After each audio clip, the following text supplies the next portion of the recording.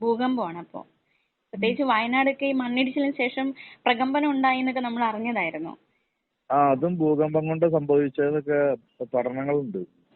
Okay sir, ഇനി നമുക്ക് ഈ വിഷയത്തിൽ സർക്കാർ സ്വീകരിക്കുന്ന നിലപാട്, അപ്പോ ഈ ഒരു വിഷയത്തിൽ സർക്കാർ രാഷ്ട്രീയം കളിക്കുന്നു അങ്ങനെ ഒരു അഭിപ്രായം ഉണ്ടോ? സർക്കാരിന്റെ ഒരു നിലപാട് എങ്ങനെയാണ് സാർ വിലയിരുത്തുന്നത്? അത് സർക്കാരിന്റെ റെപ്രസെന്റേറ്റീവ്സിനോട്, ഇലക്ടഡ് റെപ്രസെന്റേറ്റീവ്സിനോടൊക്കെ ഒന്ന് ചോദിച്ചു നോക്കായിരുന്നില്ലേ? സാറിന്റെ ഒരു അഭിപ്രായം എന്താണ്? അങ്ങനെ ഒരു രാഷ്ട്രീയ കളി ഉണ്ടെന്ന് തോന്നുന്നുണ്ടോ? അത് അങ്ങനെ ചിന്തിക്കണം. കാരണം ചോദ്യത്തിൽ തന്നെ ഉത്തരവുണ്ട്. അങ്ങനെ നമ്മൾ ചിന്തിക്കണം.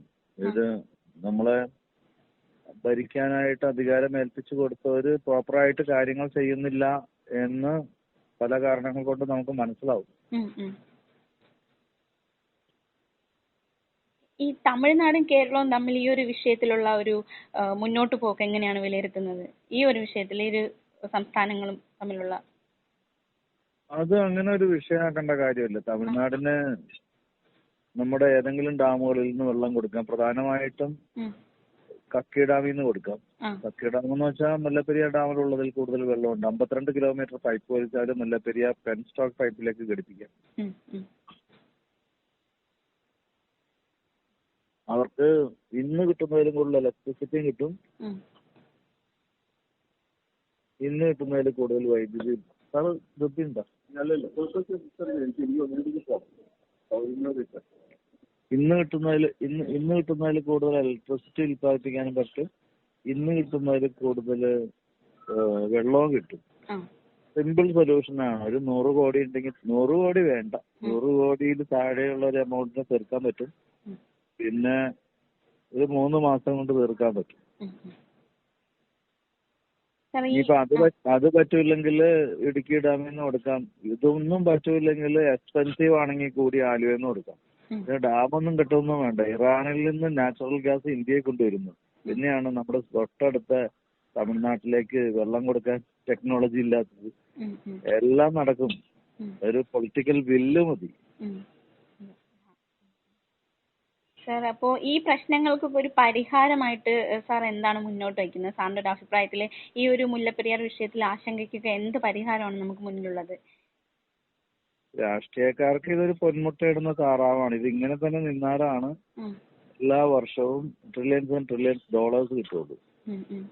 അപ്പൊ അവര് ജനങ്ങളുടെ ജീവനൊന്നും ഒരു വലിയ പ്രാധാന്യം കൽപ്പിക്കുന്നില്ല എന്നാണ് എനിക്ക് തോന്നിയിട്ടുള്ളത് കേട്ടോ.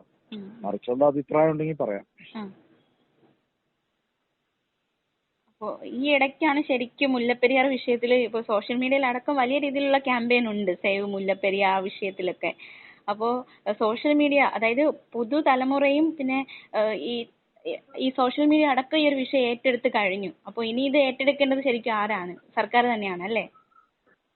ജനങ്ങൾക്ക് ജീവൻ വേണമെങ്കിൽ ജനങ്ങൾ തന്നെ ഇറങ്ങണം. ജനങ്ങൾക്ക് കേരളത്തിൽ ജീവിക്കണമെങ്കിൽ ജനങ്ങൾ തന്നെ ഇറങ്ങണം. പിന്നെ നമ്മുടെ നാടിന്റെ സമ്പത്ത് നഷ്ടപ്പെടാതിരിക്കണമെങ്കിലും ജനങ്ങൾ തന്നെ ഇറങ്ങണം. ഇപ്പൊ എല്ലാം ജനങ്ങൾ തന്നെ ചെയ്യണമെന്നുള്ള അവസ്ഥയിലേക്ക് കാര്യങ്ങൾ വന്നിട്ടുണ്ട്. ഇപ്പോ ജനങ്ങൾക്ക് ഒരു പരിമിതിയില്ലേ സാർ? അവർക്ക് ആവശ്യം ഉന്നയിക്കാം, പ്രതിഷേധിക്കാം, ആ ഒരു തലം വരെ അവർക്ക് പോകാൻ കഴിയുള്ളൂ. ശരിക്കും ഒരു വിഷയത്തിൽ നിലപാട് അല്ലെങ്കിൽ നടപടികൾ സ്വീകരിക്കേണ്ടത് അധികൃതർ തന്നെയാണ് അല്ലേ? ജനങ്ങൾക്കും പരിമിതിയില്ലേ? ഒരു പരിമിതിയും ജനങ്ങൾക്കില്ല. അത് നമ്മൾ തമിഴന്മാരെ കണ്ടുപിടിച്ചാൽ ജല്ലിക്കെട്ട് വിഷയത്തില് മറീന ബീച്ചില് തമിഴന്മാരെല്ലാം ഒന്നിച്ചു കൂടിയപ്പോ